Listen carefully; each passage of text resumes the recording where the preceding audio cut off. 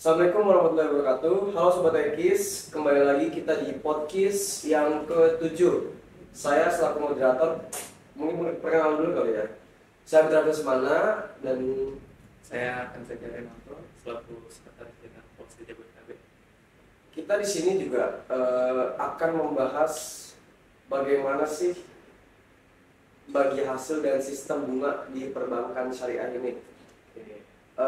Bisa jelasin nggak apa sih itu sebenarnya sistem bagi hasil itu? Oke, ini menarik ya. Mungkin banyak orang awam yang belum tahu juga ya. Kalau kita ngomongin sistem bagi hasil perbankan syariah ya, pasti perbandingan itu sama sistem bunga perbankan konvensional ya. Mungkin saya jelasin dulu apa yang diharap itu bunga perbankan konvensional ya. Jadi bedanya adalah kalau sistem bagi hasil itu kita ada namanya nisbah. Oke, nisbah itu jadi gini, misalnya Abid mau bikin modal usaha gitu, 800 juta. Dari 800 juta itu saya aku dari bank nih sebagai sohibul rumah. Nanti Abid sebagai pengelola itu kita buat kesepakatan gitu. Ketika nanti Abid untung itu berapa persen ke saya. Iya, oke. Itu nisbah. Nah, biasanya nisbah itu diberlakukan di bank itu 60-40. 60 ke sohibul bunga dan which is itu banknya. 40 ke semua gitu. Nah, bedanya dengan bunga konvensional itu Abid tadi mau modal usaha nih, saya kasih 800. Nah, nanti udah dari 800 itu ambil kelola semua, nanti balikin dengan bunga sekian ya. Oh, ada bunganya ya? Ada bunga. Jadi keuntungannya itu parameternya itu dari bunganya itu. Sedangkan kalau bagi hasil tadi itu keuntungan ketika misalnya Abid udah ngelaksanain 800 juta itu dapat profit nih. Oke. Nah, ketika profit, Misal profit 200 juta nih. misalnya profit 200 juta, Iya. ya 200 juta itu 60 ke saya, 40 lagi ke. Nah, ketika juga ada kerugian, itu juga dibagi sesuai tadi. Gitu. Jadi bedanya kalau sistem bagi hasil mungkin itu kalau untung kita sama-sama untung, kalau rugi kita sama-sama rugi nih. Gitu. Kalau misalnya bunga di bank konvensional, saya udah pasti untung kayak gitu. Oke. Jadi tetap ya kalau di bank konvensional itu harus dua pihak untung. Tapi biasanya gini, kalau di konvensional 800 juta tadi ya, nah itu mau habis rugi, itu tetap harus balikin dengan bunga yang udah berlaku. Oke. Agak terpressure ya. Ya gitu, jadi lebih mungkin ya kalau aku melihatnya ya, sistem bagi hasil ini kita menitik beratkan kepada keadilannya aja sih. Gitu. Kalau bagi hasil lebih ke keadilan ya. Ya, Kalau konvensional sesuai kesepakatan di sesuai awal. kesepakatan. Jadi kalau misalnya mau untung, mau usaha itu untung, mau rugi, Tetap ya tetap aja harus balikin kesepakatan awal. kayak gitu. Untuk selanjutnya sih apa bedanya sih sama sistem bunga yang biasa kita dengar di bank konvensional? Nah, itu ya tadi ya. Kalau misalnya sistem bagi hasil sih lebih ke keadilan itu di ketika untung kita sama-sama untung, kalau rugi kita sama-sama rugi gitu. Kalau misalnya bunga konvensional mau usaha kamu itu untung atau enggak, tetap harus balikin misalnya dari 800 juta tadi itu harus dibalikin dengan bunga yang di total itu 1 juta. Ya udah 1 juta itu harus balik gitu. Selanjutnya ini karena udah dibahas tadi ya sistem dari kedua kerja tersebut, kenapa sistem bunga itu dianggap haram dalam Islam? Oke. Kalau ngomongin haram ya, itu kita pasti ngomongin riba. Ya, riba. Riba ini apa sih? Jadi riba ini kalau kita lihat dalilnya itu adalah sebuah tambahan. Riba itu adalah tambahan ke harta manusia. Jadi ketika kalau tadi ya bunga bank yang misalnya 800 juta tadi aku pinjemin 800 juta gitu. Terus tambahannya itu 200 juta tadi, pokoknya harus balik ke aku lah 1 M berarti ya, 1 M, 1 M. Oh, nggak mau tahu caranya kayak gimana, pokoknya 1 M. Oh, Kayak gitu. berarti bunga itu ketika untung dua-duanya untung, ketika rugi satunya untung, satunya rugi. Nah, Kalau berhasil sama-sama rugi, sama-sama untung. betul. Itulah kenapa riba itu nggak boleh. Karena ketika salah satunya untung, salah satunya juga harus rugi. Iya, itu sih yang nggak adil ya. Ya iya sih, kelihatan banget nggak adil lah. Karena ketika kita rugi, karena dari pihak abang ngasih 800 juta ke saya nih, terus rugi dengan kesepakatan awal, saya harus tetap kasih 2 juta sebagai bunganya. Iya.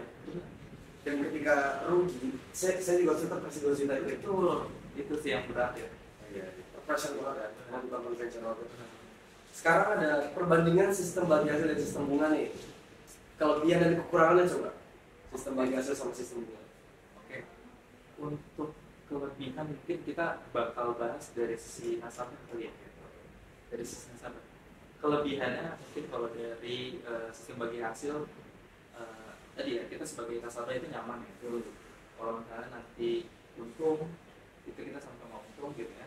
Kalau misalnya rugi kita juga nggak harus mengeluarkan hal yang besar karena nisbah tadi udah sesuai gitu, kita bank bakal nanggung kerugian sesuai nisbah, kita juga bakal nanggung kerugian sesuai nisbah.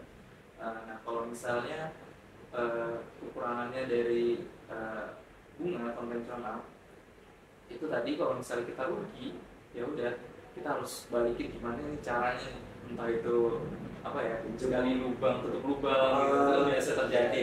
Itulah yang banyak juga orang yang akhirnya terjebak itu gitu di lubang tersebut. Betul. Terus kalau kelebihannya dari apa ya, kekurangan dari sistem bagi hasil sendiri itu mungkin kadang dari sisi bank ya, karena dari sisi bank ini perlu ada seseorang yang harus memonitor usaha itu. Misalnya tadi ya 800 juta diambil, harus ada orang bank yang memonitorin biar Abid ini nggak semena-mena, misalnya padahal Abid untung nih ya, tapi di laporannya kita rugi gitu.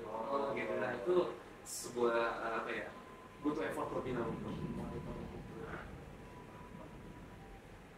Tadi dari sisi nasabah udah ya. Kalau dari sisi resiko sekarang nih, gimana perbedaan antara kedua sistem ini?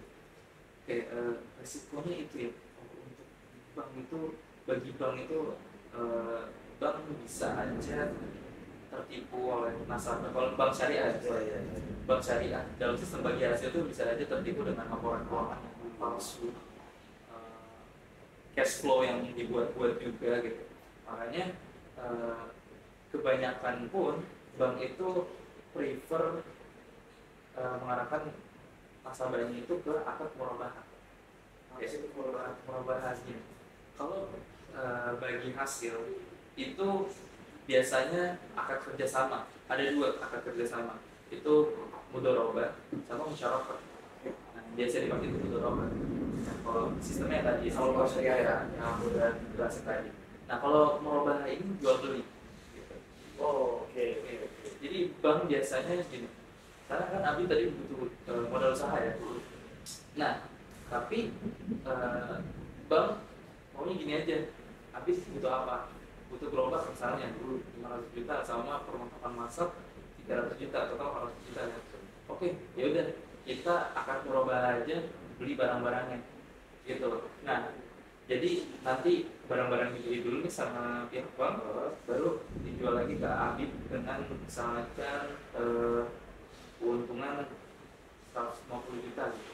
Nah, habis itu nanti udah ditetapin, nanti Abid bayar 5 tahun ya, setiap bulannya segini, itu udah flat kayak gitu. Itu bank memiliki apa ya, antisipasi untuk mengarahkan nasabahnya ke arah murabah aja gitu. Kalau bisa murabah Lebih agak lebih jelas soalnya. biasanya gitu. Buat pengaruh nih sekarang nih, apa sih pengaruh sistem bagi hasil terhadap ekonomi syariah secara umum? ya ini sebenarnya lebih ke kebutuhan ya, kebutuhan orang, dimana kesannya kan kalau misalnya pakai yang apa pinjaman bunga konvensional itu tuh yang tadi aku udah jelasin juga kayak wah berat banget nih, udah 2 tahun ternyata saya cuma bayar bunganya doang gitu, bahkan kadang bunganya floating gitu kan, tiba-tiba naik gitu. Nah itu tuh jadi apa ya, sesuatu yang jadi kebutuhan nasabah-nasabah yang pengen, oh saya pengennya yang jelas aja deh gitu loh. Nah akhirnya setelah sebagai hasil hadir, kalau misalkan saya hadir ya dengan teori dan sistem yang dibungkus untuk menitik beratkan kepada kehadirannya dengan landasan hadis dan Al-Quran ya. Karena udah jelas nih di awal ini sebaiknya 60-40, nanti kalau misalnya ambil rugi beda, saya nanggung 60-nya, ambil 40-nya, kalau misalnya untung 60-nya saya ya, ambil 40-nya kayak gitu. Jadi udah jelas tuh di awal. Kalau misalnya bunga tuh ada floating atau bunga tuh kamu tinggi, terus juga kalau misalnya kerugian tetap harus membayar bunga yang tetap, jadi kayak lumayan berat bagi beberapa orang. Sekarang kita masuk ke poin pengaruh sistem bagi hasil terhadap minat menabung di bank syariah. Kalau menurut Abang nih, sistem bagi hasil itu bikin orang lebih tertarik untuk menabung atau investasi di bank syariah. Oke, ini balik lagi ke, kalau menurut saya ya, menurut saya melihat kondisi sebenarnya kita masih kalah ya sama ekonomi nasional atau ekonomi kayak konvensional gitu. Perbankan syariah itu masih kalah jauh gitu. Apalagi inklusinya itu masih kecil sekali, kurang lebih itu 9% berapa gitu. Kalah jauh dari konvensional Di negara kita di Indonesia. Jadi yang masih membuat apa ya,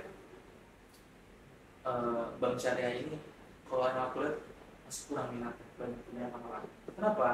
Karena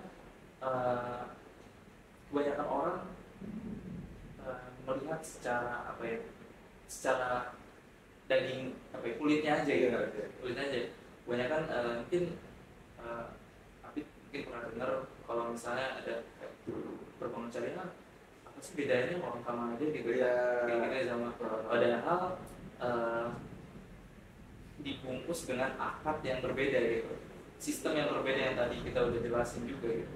Jadi di perbankan syariah ini sistem bagi hasil bisa untuk menarik minat masyarakat untuk sistem bagi hasil adalah ketika masyarakat udah memahami nih, yang lebih adil tuh yang kayak gimana sih gitu. Terus sistem perbankan syariah itu sebenarnya menitik beratkan kayak gimana. Jadi untuk memahami itu dulu, baru teman-teman pasti bisa untuk menerima sistem bagi hasil itu gitu. Dan bahkan mungkin lebih make sense di akal aja kalau misalnya sistem bagi hasil gitu. Karena kalau misalnya konvensional kita mau rugi membalikin 200 juta yang tadi itu kan berat juga ya. Kita kepikiran wah gini kita nih, biasa kita juga harus bayar 200 juta tersebut. Iya. Buat beli dia doang, kita enggak, makanya kan enggak adil banget. Iya, maksudnya nggak bisa diterapkan buat semua orang jadi. Makanya itu dianggap riba ya. Terus selanjutnya nih, yang biasanya jadi alasan utama orang milih bank syariah dengan sistem bagi hasil dibanding bank konvensional, tapi dengan alasan yang lain coba. Apa ya? Kurang lebih yang kalau aku lihat ya, itu tergantung pada individu yang apa ya, agamanya itu kuat. Oke. Mulai berat ya. Oke. Belum ini sorry ya. Masuk agama. Jadi kalau misalnya teman-teman ada kayak rasa kayaknya bank konvensional salah deh, kayak terlalu riba atau gimana gitu, walaupun nggak mengerti gimana sistem bagi hasil perbankan syariah, mereka memilih yang syariah gitu, walaupun belum ngerti nih. Karena itu lumayan kalau di lingkunganku juga beberapa terjadi gitu, walaupun nggak memahami sistem bagi hasil gimana, bunga itu gimana, tapi mereka tuh kayak syariah kayaknya lebih benar nih, kayak gitu loh. Jadi dia lebih milih syariah. Kita juga di kalangan kita juga kurang mengenal bank syariah karena culture kita sih sebenarnya. Iya, benar sih. Culture kita yang dimana walaupun bukan komunis ya culture kita kan, tapi kita demokratis. Tapi kadang tuh masyarakat tuh kebawa dengan sosial media yang kurang adanya pengenalan tentang bank syariah. Benar, Jadi banyak misalkan nih influencer membayar usahanya dengan bank ini, bukan dengan bank syariah ya. Jadi masyarakat tuh di sosial media itu kurang ada pengenalan tentang bank syariah ini gitu. Jadi masyarakat hanya mengetahui bank konvensional kayak gini nih, bank syariah belum tahu bagi hasil itu apa. Kayak tadi cuma kayak mungkin bagi hasil gitu. Itu sih, aku setuju itu. Karena terjadi juga pengalaman itu juga sih. Ada pengalaman nggak sih atau cerita lain dari apa nih yang merasa diuntungkan dengan sistem hasil? Kalau dari aku sendiri ya, karena biasanya sistem bagi hasil itu adalah untuk pembiayaan ya dulu, yang khususnya untuk usaha. Nah, aku sendiri belum pernah untuk apa ya, karena belum punya usaha segala macam ya. Karena aku masih mahasiswa juga. Tapi dari apa yang aku rasain mempelajari sistem bagi hasil segala macam itu, walaupun relatif mungkin banyak teman-teman awam yang memikir kayak kok perbankan saya agak mahal dikit ya dibanding konvensional gitu. Di hitungan awal biasanya, di hitungan awal. Kalau misalnya ambil ini naruh permintaan ke bank syariah A 800 juta sama bank konvensional A, nah itu biasanya perhitungan awalnya tuh beda gitu, lebih mahal perbankan syariah gitu. Tapi selama aku mempelajari ya perbankan syariah ini, sebenarnya yang bikin lumayan mahal juga, maksudnya itu tuh ada nilai kenyamanan bagi orang muslim. Kita tuh nggak perlu pikirin nanti kalau misalnya kita harus cari kemana ya, kalau sama-sama ditanggung berdua gitu. Jadi ada nilai kenyamanan, keadilan. Jadi itu yang nggak ada di konvensional menurut gue. Itu sih yang selama ini aku pelajari dan yang aku lihat secara teoritis seperti itu. Berarti belum ada pengalaman, cuman sudah mempelajari, jadi bisa terbayang lah dia. Oke. Sekarang kita lanjut nih ke cara meningkatkan pemahaman tentang sistem pembiayaan syariah. Kenapa masih banyak orang yang belum paham bedanya sistem bagi hasil dan bunga? Pertama, mungkin aku tadi setuju sedikit dengan Habib ya. Setuju yang tadi bank syariah ini kurang di highlight di sosial media gitu. Bahkan banyak orang pun seperti influencer yang kita kenal di Indonesia, bahkan masuk TV sinetron itu kan banyak orang yang nonton dari sana TV ya. Dan mereka pun tidak memakai bank syariah, misalnya bisa dihitung jari lah tokoh-tokoh muslim atau muslimah yang memakai bank syariah A gitu kan. Jadi itu yang jadi salah satu hambatan juga bagi orang buat ikutin gitu, buat pakai ke bank syariah itu karena nggak ada pokoknya nih. Itu jadi biasanya ada faktor kurang kepercayaan setiap bank. Dan itu mereka nggak mempelajari gitu, tidak mempelajari dalam arti kayak gitu, Inisiatif berdiri sendiri. betul. Misalnya penasaran dengan performa saya, coba baca gitu, apa sih yang menjadi beda gitu. Karena kan gitu, dari orang yang menangkap mungkin mereka walaupun nggak ngerti bunga atau apa, mereka setuju nih pakai bank konvensional karena ayahnya atau tokoh idolnya atau apa itu pakai bank konvensional semua. Tapi kalau misalnya bank syariah itu kan sebenarnya perlu pemahaman yang ya sebenarnya dasar pun bisa ya, tapi seenggaknya cari tahu dulu gitu. Nah, udah nggak bisa cari tahu, dan itu tokonya sedikit, jadi itu sih. Jadi peminat atau penarik untuk kalangan masyarakat itu masih kurang ya, karena influencer kita tuh juga sedikit banget buat mempromosikan bank syariah tersebut. Jadi kurangnya pengenalan, pemahaman tentang bank syariah tersebut. Jadi orang banyak yang kayak, oh ya udahlah konvensional, toh juga kita itu juga, apa namanya, kita profitnya gitu juga. Yang penting kita bayar apa namanya, bayar cicilannya, tapi juga tidak memandang bunga. Kadang orang begitu. Misalkan saya pengen buka usaha makanan, saya minggu ke bank 500 per konven ya. Oh 500 dengan cicilan sini-sini dan bunganya sini-sini. Kita, misalnya saya sebagai owner makanan tersebut bakal pikir kayak terima super, tapi itu kita berusaha dengan cicilan segini, jadi kita kadang tuh saya nggak melihat bunga atau orang lain gitu. Jadi kita jualan profit, sebagai dari profit kita bayar ke bank tanpa melihat bunga, kita melihat cicilannya aja. Kadang begitu tuh orangnya. Ini pengalaman saya sebagai masyarakat yang mempunyai teman di bidang usaha tersebut. Jadi dia tuh cuma memandang cicilannya aja, walaupun cicilannya itu termasuk bunga ya. Gitu. Jadi dari perhitungan yang bunga yang mana cicilan bunga juga. Dan di kalangan saya juga apa ya? Dan tadi itu kurangnya pengenalan tentang bank syariah atau bagi hasil tersebut. Jadi orang mikir kayak konvensional aja gitu. Selanjutnya nih, langkah-langkah nih yang bisa dilakukan supaya masyarakat, terutama yang awam, mengerti soal sistem pembiayaan syariah. Langkah-langkahnya mungkin kalau mau langsung tahu apa itu perbankan syariah gitu, teman-teman bisa langsung buka Undang-Undang Nomor 21 Tahun 2008 kalau nggak salah ya. Undang-Undang Nomor 21 Tahun 2008. Kalau nggak salah cek ya, coba dicek ya. Sebenarnya masalah itu jadi udah termasuk apa itu bank syariah. Terus di dalam bank syariah itu ada apa aja. Terus tabungan itu tabungan apa aja sih? Kalau pembiayaan apa aja sih gitu. Tabungan itu ada dua, ada WDA sama mudharabah.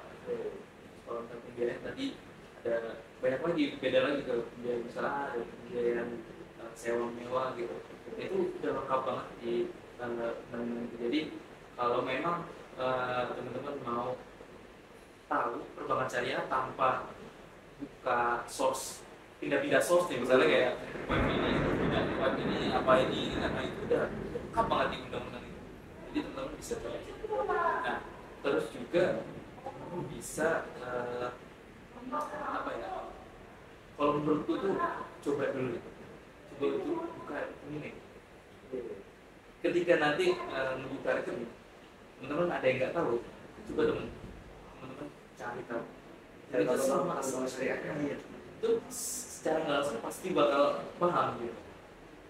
Tapi betul-betul guys, betul-betul berstep-step itulah biar lebih mengenal bank syariah. Soalnya landasan kita kan hadis ya, dan Al-Quran juga. Betul. Bukan dari aturan dunia ya kalau konven ya, bukan aturan agama. Terus Nah, ada yang menarik. Jadi gitu, inklusi sama literasi konvensional itu lebih tinggi inklusinya dibanding literasinya. Itu menandakan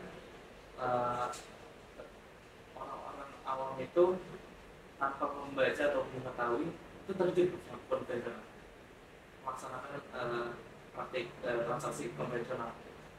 Jadi literasinya itu tidak setinggi penerapannya gitu. berarti hanya ikut-ikutan doang. Ikut-ikutan, Misalkan nih, oke. saya anak dari orang tua, orang tua saya sebelumnya pakai pulpen. Terus saya sebagai anak udah umur 17-18 yang udah punya KTP, yang udah bisa bikin ATM, kita bikin ATM-nya karena orang tua kita juga konven, kita ikut ke bank konven. Itu sebenarnya banyak banget terjadi. Itu banyak banget terjadi. Iya. Padahal bahkan diriku dulu yaitu karena itu orang tua sempat konven ya. Sempat itu. Dan akhirnya mendalami perbankan syariah dan kita coba perbankan syariah.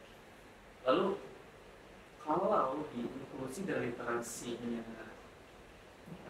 syariah itu inklusinya itu kecil banget, 9%. Terus literasinya itu udah 30-an berapa gitu. Jadi itu sangat jauh gitu. Jadi literasinya udah tinggi, ini udah lumayan lah ya. Tapi inklusi itu masih kecil banget gitu. Kadang banyak orang gini, kalau secara teoritis memang perbankan syariah, ini menurutku ya, menurutku perbankan syariah secara teoritis agak kompleks gitu ya. Secara teoritis banyak akad, banyak ini, agak ribet ya. agak ribet gitu ya kalau kita cuma teori doang yang bisa Teori gitu. doang. Tapi kalau teman-teman udah coba untuk rekening syariah atau kayak di KPR syariah itu aku yakin juga teman-teman nanti bakal ngerti. Jadi yang tadi saya bilang tuh step by step, step. Benar. Kalau misalkan kalian hanya mengenal di sosial media atau mungkin yang tadi dibilang undang-undang itu udah dijelasin juga kan karena sekarang juga udah zamannya canggih ya, internet ada, Google ada, itu juga semua kalian bisa cari tentang bank syariah itu apa.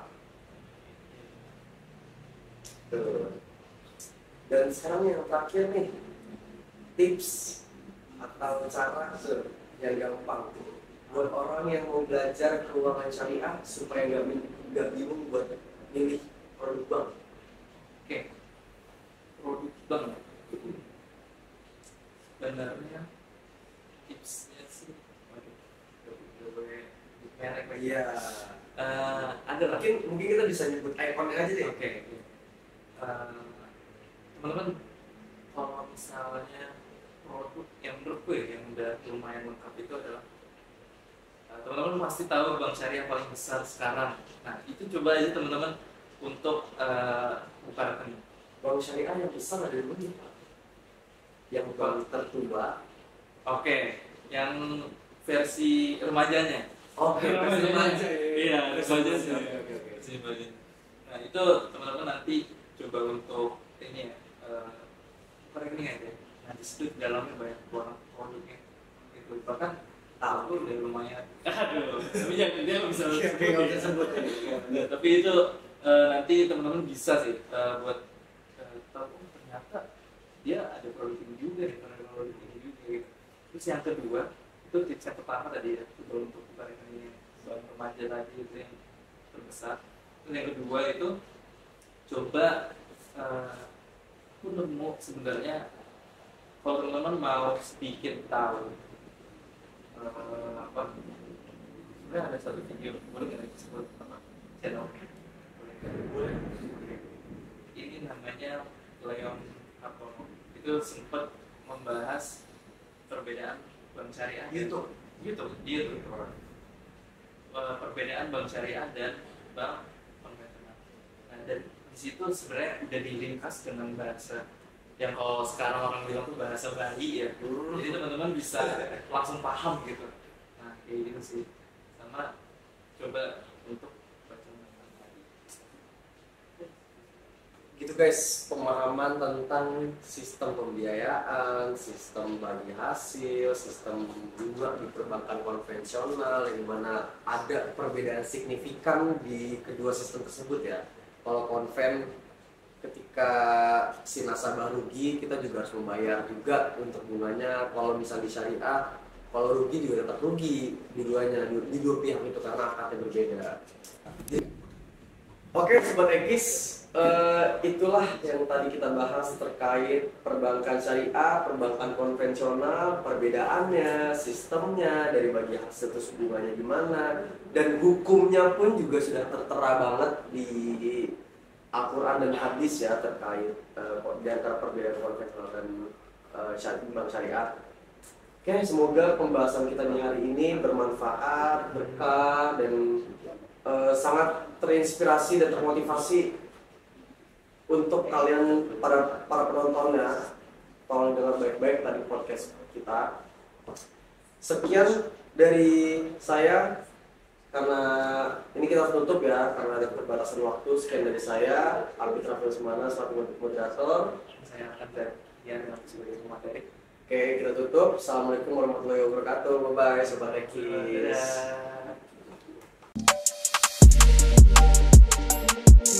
Dadah.